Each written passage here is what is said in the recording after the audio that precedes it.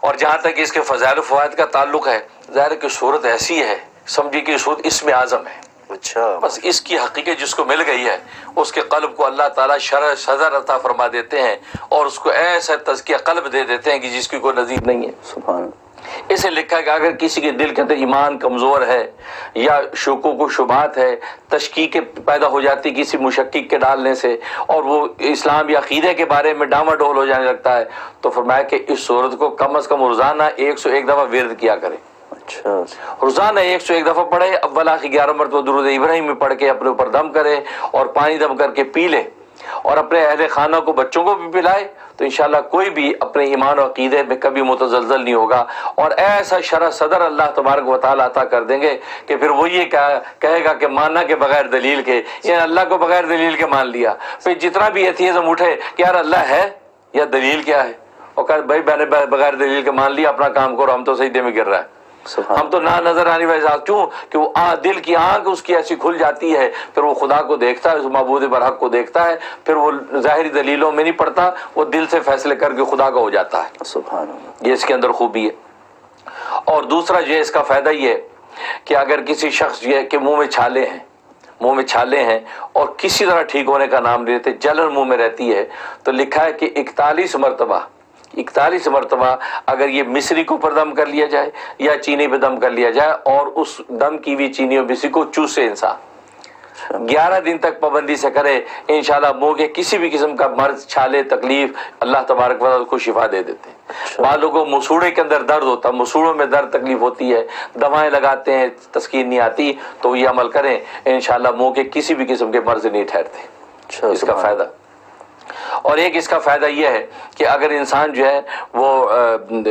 کسی کو ایسی موذی جانور نے کاٹ لیا یا کوئی ایسا مرض لگنے کا خطرہ، بڑی موذی مرض ہے اور تکلیف پہنچاتی ہو، انسان کی ہلاکت کا باعث بن سکتی ہے، تو فرمایا کہ 100 مرتبہ روزانہ اس کا ورد کرے،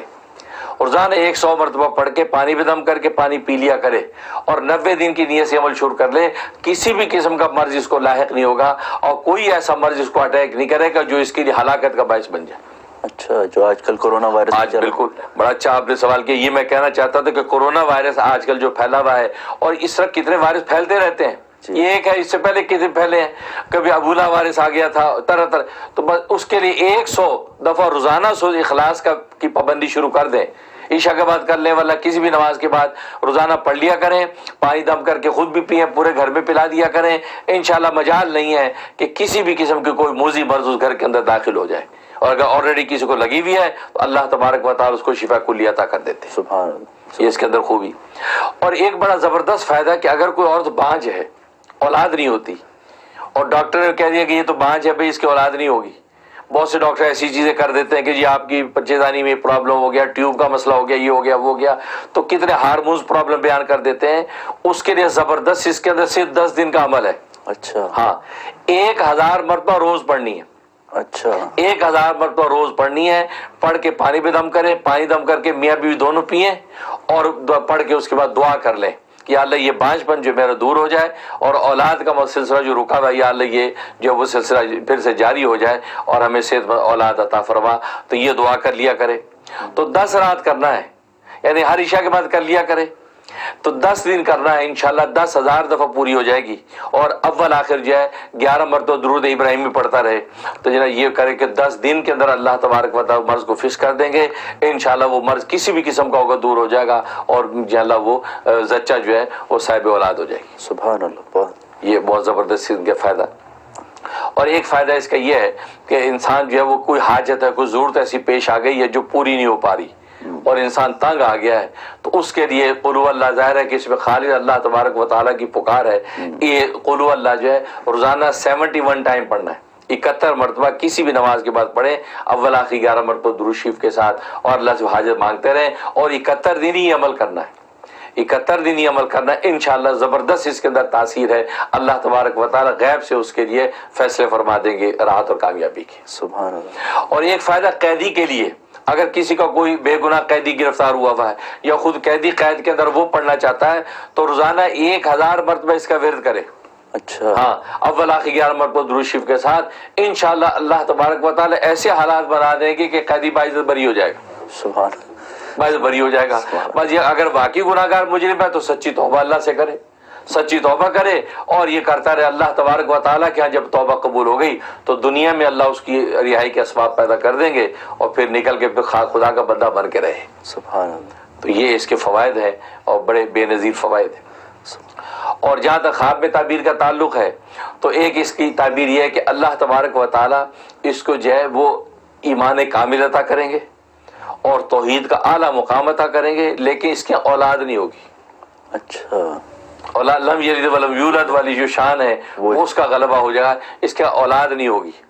لیکن اس کو جو ہے اللہ تبارک و تعالیٰ توحید کا اعلیٰ مقام عطا کریں گے اور شاندار زندگی گزرے گی. سبحان اللہ. یہ ایک اس کی تعبیر. اور دوسری تعبیر یہ کہ اللہ تبارک و تعالیٰ اس کو جو ہے دنیا کے امور کے اندر ہر موڑ میں کامیابی عطا کریں گے اور آخرت میں اللہ تبارک و تعالیٰ اس کو باعزت جنت میں داخل کریں گے. سبحان اللہ. اور ایک مطلب یہ ہے کہ یہ ایمان و توحید کے بارے میں شکوک و شبہات کا شکار ہوگا,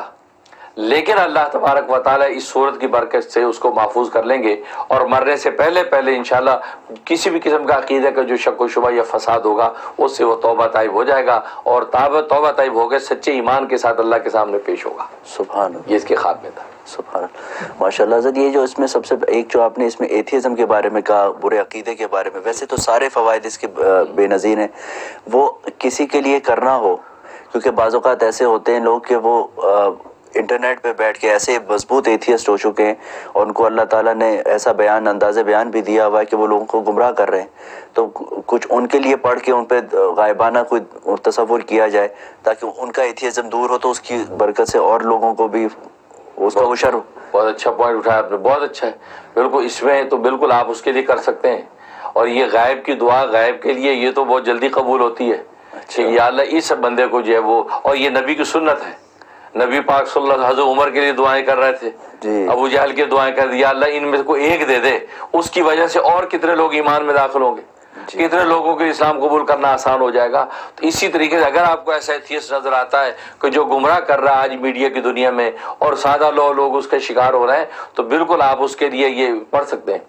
100 دفعہ اس کو پڑھیں اور پڑھ کے جو 101 دفعہ پڑھیں اول آخر درود شریف کے ساتھ تصور میں اس کے اوپر دم بھی کریں اور اس کے لیے شرح صدر مانگیں, یا اللہ ایمان اور اسلام کا شرح صدر اس کو عطا فرما دے, اس کی بصیرت کی آنکھ کھول دے. تو حقائق اس کو جب پتہ چل جائیں گے تو ایتھیزم کو بھول جائے گا, خدا کا ہو جائے گا. سبحان اللہ. کر سکتے ہیں ماشاء اللہ.